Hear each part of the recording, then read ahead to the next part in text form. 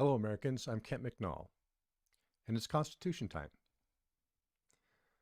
This is a re recording and rebroadcast of Episode 8, which was originally broadcast on October 27th. Unfortunately, the stream died after only a few minutes, and I didn't know that, so I merely kept going. But hopefully, we'll get through it today. Thank you for your patience. A thing happened yesterday, a thing that I think was not well done, and I think it will have ramifications, both immediate and long term, that could be very, very impactful on our democracy, on our Constitution, certainly on our lives. And that thing that happened was fraught with ultimate partisanship, which, as you know, is my number one of 18 reasons that I feel our democracy is under threat right now. And that was the naming of a new Associate Justice, Amy Barrett, to the Supreme Court in what was, from start to finish, a completely partisan effort. The naming of Supreme Court justices has certainly not been without its partisanship, but is almost always done in a bipartisan manner, except over the last 4 years, where not only was a Democratic nominated justice or judge not even given an interview, much less a hearing and due process, but others. Amy Barrett was the first Associate Justice in 150 years to have not one single vote from the other party, completely partisan vote. And that was not long after the second most partisan nomination process for Brett Kavanaugh, which had only one vote from the other side of the aisle. This, of course, is highly, highly troubling, but one of many signs of ultimate partisanship. But especially troubling because it's in an area that has been more bipartisan, more serious, more somber of a process.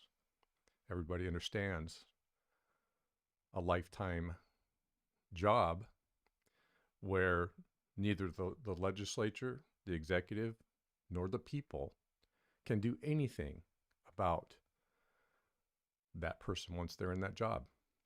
Someone who's in their 40s could be in that job for 40 plus years. So it has those far, far, far reaching implications.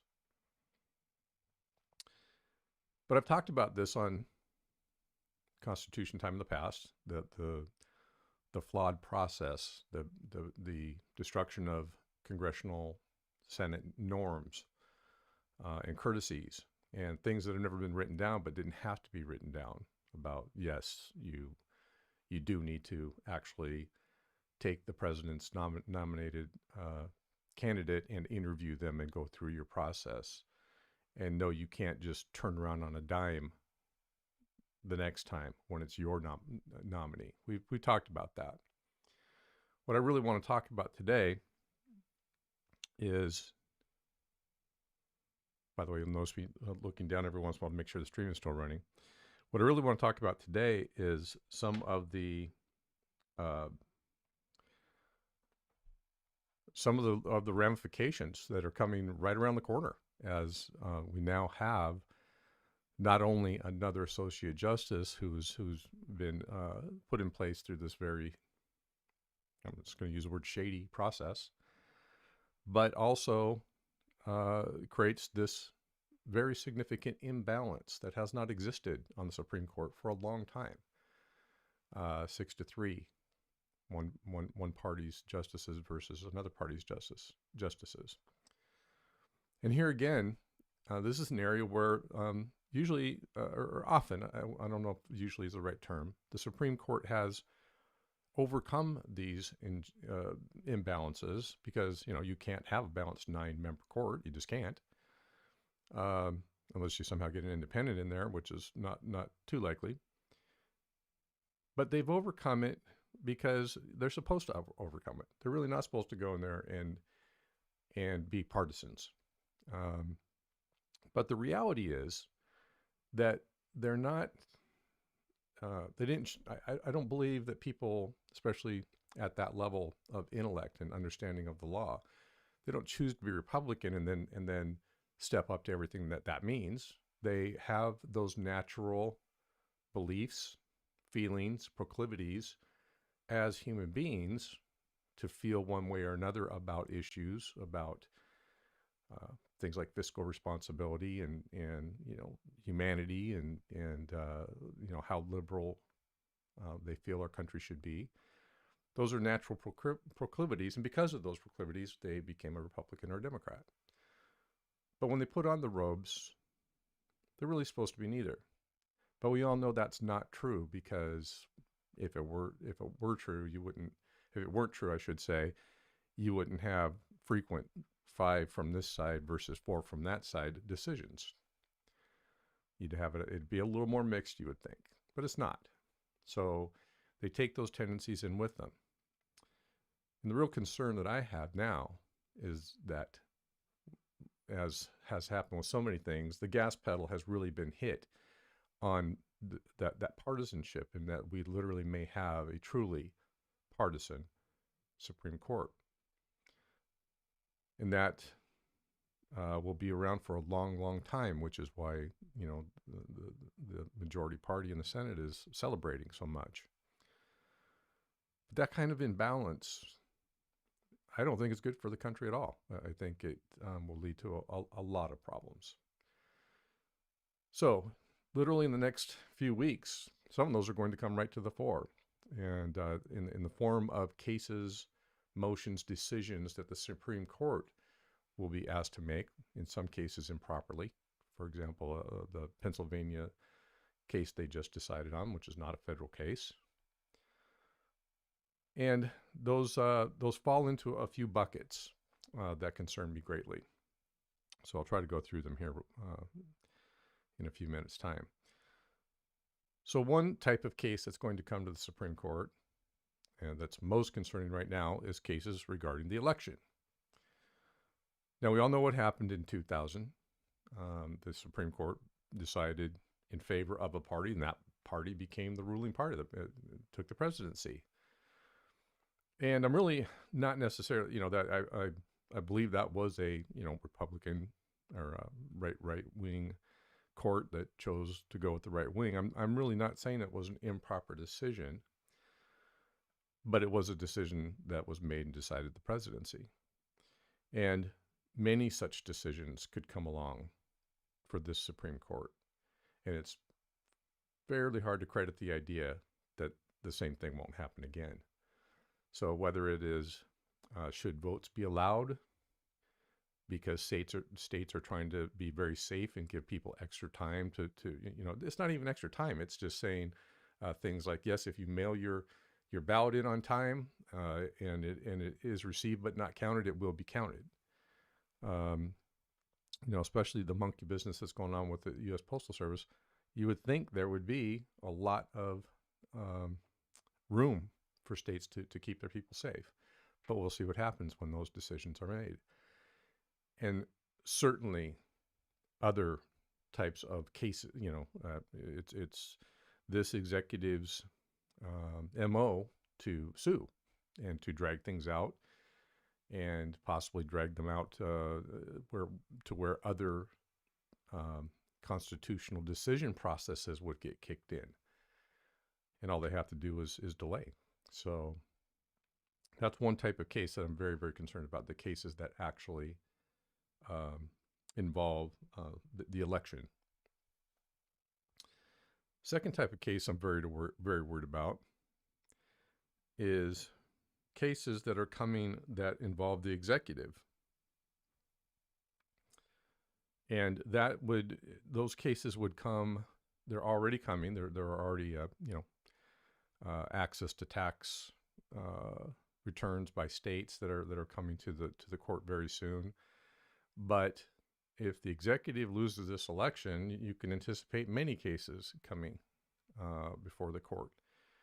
And even if he wins the election, same thing. And I'm very concerned that partisanship may enter into the decisions there. And by the way, under normal conditions, one would not say what I'm saying. It's kind of a poke in the eye to the court, which is supposed to be above it all, but clearly now is not, in my opinion. Another type of case that I'm very concerned about that will be decided by this highly partisan, highly one-sided court are cases relating to if the current executive loses the election, what is he going to do on the way out the door? What is he already doing? Possibly in anticipation of a possible loss. For example, the executive order that he just signed to allow the federal government to essentially replace the bureaucracy with partisan unqualified people, and make those partisan unqualified people very difficult to get rid of by anyone else. There's going to be a lot of that kind of monkey business on the way out the door, including pardons. I would predict that nearly everyone around this executive will be pardoned, and that the executive will more than likely pardon himself on the way out the door, and family members, et cetera, in a manner that's never really been done before. So that's another type of case I'm highly concerned about. Fourth type of case I'm very concerned about is the what you would call vendetta cases. For example, the one against the ACA, Obamacare. I believe I keep hearing numbers like 60 times the Republican Party has tried to kill Obamacare, and they've only really succeeded in killing one small part of it. Well, they're going for the jugular at this point. And that's a politically motivated case with the current executive's commitment to undo everything the previous executive did. ACA is almost the last thing standing. So this 6-3 court is going to be deciding things like that. And that has such vast ramifications. And absolutely, if there is ever a case where stare decisis should prevail, it would be this case, which is settled precedent that has weathered many challenges that millions rely on. So that's stare decisis. Yeah, settled precedent. People heavily reliant. Don't mess around. That's what that means. That's what that means when they talk about that. So that is a type of case that will be coming before the 6-3 court in the upcoming weeks, and could have a very, very different outcome now because of what's taken place to put us in this position.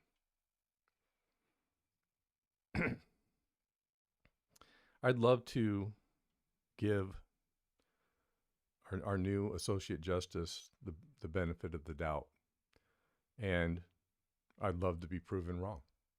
And I wouldn't be proven wrong, I'm not going to be proven wrong as Justice Barrett sides with the Democrats on everything, but I would hope that, especially on things like the ACA, which affects so many Americans, that those justices are also people in this country with families affected by these things. And I would hope that that would creep into those decisions as well.